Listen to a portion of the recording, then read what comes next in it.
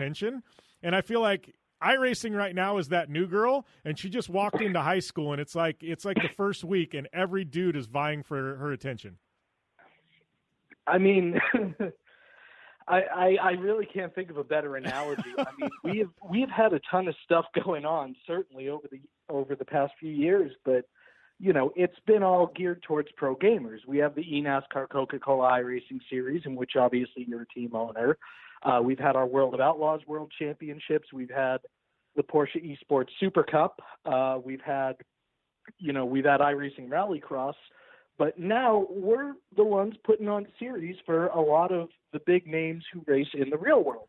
Obviously, the eNASCAR iRacing Pro Invitational Series has gotten very big very quickly. We've got the IndyCar iRacing Challenge that launches this weekend. We did an event with IMSA last weekend to replace the 12 Hours of Sebring. It's been unreal. Bananas. And pretty much everybody who you can think of has been working with us, has been racing with us. We have had just such a groundswell of support, and honestly trying to keep all of these events straight and trying to hit all of our deadlines to make sure things make it to TV and streams has been probably the biggest challenge of my entire career in motorsport, but it's been a lot of fun.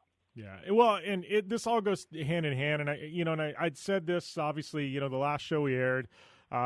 We've got to talk about a little bit about COVID-19 and the coronavirus. But I said, I don't want this show to be about that. I think there's too much on radio. It's all they focus on. So we've tried to focus on kind of the stuff that still is going on in the world of motorsports. I mean, we've got some crazy stuff going on. Big news. I mean, NHRA, they've got an abbreviated schedule. NASCAR, I think we're still waiting on a formalized schedule from them. Supercross, I am thinking it looks like maybe they're going to be doing a fall schedule to wrap up the season, probably after Pro Motocross wraps up. But to me, the big thing out of all of this is, Chris, there is no more month of May. IndyCar, they're going to be running the GP July 4th that weekend as a doubleheader with NASCAR. First time in history, the two premier divisions of IndyCar and NASCAR have got together. And then the Indy 500 is going to be the month of August. What on earth? Like, this is something 100 years in we never thought we would see. It's happening. But that has meant that iRacing, by default, it all ties in together. Like you had said, you guys are now the sanctioning body for all the other sanctioning bodies, I guess. It's this world in 1 month. I don't know, dude. When we saw each other at the Mint 400, I never thought we'd be having the conversations we're having today. Yeah, I didn't either. And I certainly wasn't prepared for it, especially because obviously every single day being out in Las Vegas, we were working and, obviously I was there for a week, came right back in, got right back to the office on Monday and was really looking forward to that weekend. And I haven't really had a weekend in quite a few weekends. So it's been a lot. But I mean, we're obviously very fortunate. We're in a great position where we're able to help NASCAR, IndyCar, IMSA, all of these race teams, all of these drivers still be able to represent their partners, still be able to put on an entertaining and exciting show. Yeah, it's a little bit different. Yeah, there are things that you do in the video game that you can't do in real life. There are things that aren't modeled in the video game quite after the way they are in real life. But, at this point, we have racing. It's not physical racing, but it's still real racing in the sense that drivers are doing their absolute best to get good at it. And, even the guys who – it's also funny because it's a bit of an equalizer where, we saw on the FS1 NASCAR race last week, we saw Garrett Smithley and Timmy Hill running up front, and we saw Jimmy Johnson, let's say, learning on the fly. I don't expect that to be the case for Jimmy Johnson this coming week. I know who he has been putting in time with, and he has been putting in time with the absolute best sim racers that I could think of. But, it's been kind of a fun adventure to see all of these real world racers try to adapt their skills to the sim and see which ones have already been competitive and running up front. Well, and that being said, there are a few real world racers that it's not like they're newbies to the sim, and obviously they've had a leg up. And I know, just in that last interview he did in the last hour with Alex Rossi, he has spent some time in sims, but it was these $1 million, full-on simulators, which is iRacing is about the closest thing you can get to that, but it's still accessible to everybody. But as Alex had said, he's like, there still is a little bit of difference. And he goes, as much as iRacing is real life, there's still so much to learn. And he goes, I feel like I'm a rookie all over again, starting from scratch. Not to say he's not going to pick it up a whole lot faster than somebody else, but somebody like Rossi or Jimmy Johnson, who are at the top of their craft, I think it's awesome seeing that they're actually human, Chris.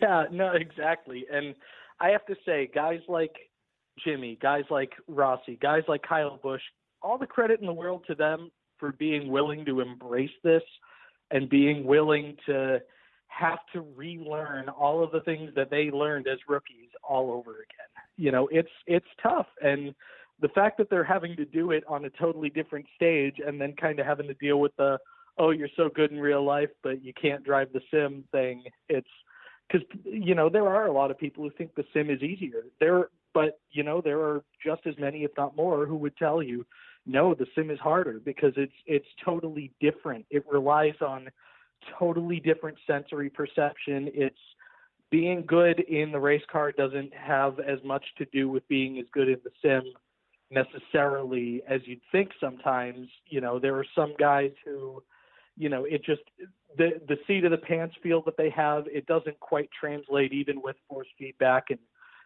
some of the really high-tech rigs. It's just you're relying on different things. You're relying on different levels of adrenaline. You're relying on different, it is very much its own skill to master. And while, yes, obviously it is very close to the real thing, if you've never used iRacing before and you're jumping in, I don't care how many Cup championships you've won or Indy 500s you've won, there are going to be growing pains. So all the credit in the world to these guys for being willing to embrace that and being willing to have to embrace that in public on very short notice to go run these invitational events. All right, Chris, we're going to run up against a time break, but we got all this stuff going on iRacing, man. Give us the details on when people can actually tune in and watch all these pro guys behind the wheel of a sim with iRacing. Oh, man, if you are looking to watch pros, we've got so many options. Saturdays at 4 p.m., we have the IndyCar iRacing Challenge. That starts this weekend at Watkins Glen. Jimmy Johnson is, as you've said, is involved, but most of the real-world IndyCar field. The NASCAR races run on Sundays at 1 p.m. Eastern on FS1. They will, for the most part, be simulcast on Fox. Check with your local affiliate, but that's all the Cup Series guys and a handful of Xfinity and truck guys and, Dale Jr. and Bobby Labonte and Greg Biffle. So that's not too bad. For the pro gamers, you do have the World of Outlaws Sprint Car Series on Monday and eNASCAR Coca-Cola iRacing Series every other Tuesday. Wednesdays, there are going to be some World of Outlaws events that are on Dirt Vision. They're alternating weeks between sprint cars and dirt late models. And then, starting next weekend, some other things that are coming down the pipeline. I'm working real hard on putting iRacing Rallycross together, and there are some big names behind that one that I cannot wait to be able to share. So stay tuned on that because IRX is really going to be an all-star event that's going to look like everything we've always wanted Rallycross to be. Yeah, I am excited. Like you said, Rallycross, we've got just about everything. We've got something for everybody. I know you and I, we've got something, hopefully by this time next week, we'll be able to go public with. But we've got something for the off-road community I think they're going to be really excited about. I will just leave that there, and that's it. We'll plant that seed for next week, Chris. But, man, good times, Chris. Thank you for taking the time to call in. I know you've been uber busy, as we all have, and we've got to take a short commercial break, and we'll be back with more here on the General Tire Down and Dirty Radio Show, powered by Polaris Razor. Conditions off the pavement are always changing, so why settle for a light bar that just turns on and off? The Rigid Adapt is a revolutionary new light bar that will automatically select from 8 beam patterns that range from a widespread 90-degree flood to a 15-degree spot based on your vehicle's speed. Try that with your knockoff light bar. A dash-mounted controller allows the user to toggle between adaptive mode. beam patterns, and RGBW accent lighting. With Adapt, it's easier than ever to own the night. Don't just shred your way through any off-road rugged terrain. Get into gear with GSP XTV and let us redefine your adventure. The GSP Advantage of quality and performance sets a standard for UTV axles. We strive to provide premium ATV and UTV axles to keep you shreddy ready. Kick up some dirt and get in the driver's seat with GSP XTV. With over 35 years of experience, drive with a company you can trust. Drive with GSP. For more information, please visit us at gspxtv.com today. Thanks for tuning in to the Down and Dirty Radio Show, available live online, in syndication on networks across the U.S., and available internationally on the American Forces Network.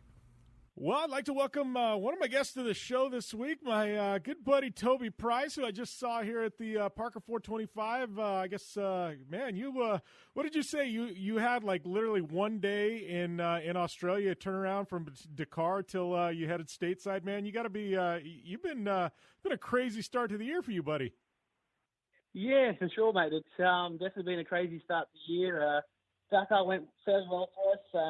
We just had a rough run there, but we got out of there safe, all in one piece, and like halfway through the event, we got a phone call to see if I wanted to compete in the Parker 425 with Robert Johnson in the Chattanooga whiskey truck. So made a call on that. Basically, once I finished Dakar, I flew home the next day straight after the event, and was at home in Australia for, basically 24 hours and switched my bags over, did some washing, and flew straight here to the States. So it was a wild old trip. We're just kind of catching up a little bit now, but other than that, it's all going really well. Yeah, it's sometimes, do you kind of forget what your house looks like in Australia? Because I've got a feeling you're hardly ever there, man. Well, I don't even remember I've got a house in Australia. I keep forgetting I've even got one. So it's... it's a wild time. It definitely keeps us very busy and on the road, but I wouldn't want it any other way. You don't get these chances or opportunities all the time, so I try and grab them with both hands, hook in, and go full gas and have some fun with it. Yeah. Well, we'll talk about the Dakar Rally in a minute because I do want to dive into that and some of the talk, but let's go back here a little ways.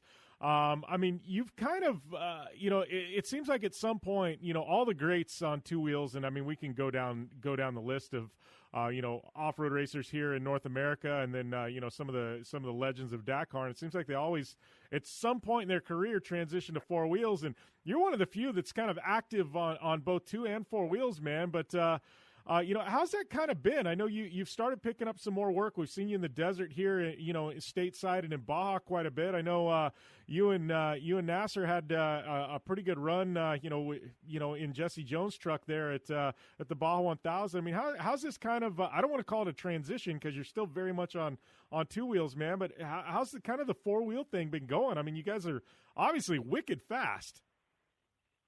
Yeah, look, that's it. It's definitely kept me very busy and on my toes. And, like I say, I'm very active on both. But motorcycle is what's my normal job and keeps my bills paid and my lights on at home in Australia. And I've been very lucky enough to land on my 2 feet with some really good solid drives here in the States. And then having my own truck in Australia, I get to do some events back home, the Think Desert Racing stuff. So, I'm very active in both areas. It definitely puts a lot on the plate, and but then at the end of the day, the two wheels is main priority. It takes reign over everything. So if there's an event that's four wheel racing wise, if there's an event on two wheels, I have to do the two wheel side of things, which is fair enough. It's I don't want to I don't want to retire off two wheels anytime soon. I still think I've got another 5 to 8 years in racing on two wheels. But then again, I don't know if a drive came up on four wheels. It was just feeling like at the right time and could keep me going forward. Then basically that time then might be to hang the helmet up on two wheels. But look, we had a good solid run at the Baja 1000 with NASA. It was kind of cool to have him over here in America and in Mexico for the event and for the race, and to finish a second there.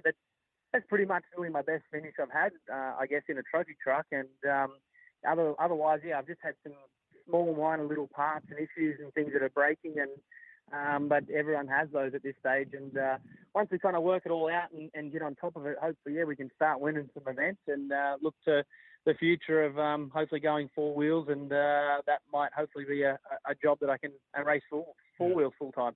Well, I got to ask you about the Parker 425 because you're kind of humble in what you said. You said some mechanical problems. Dude, there's an in-car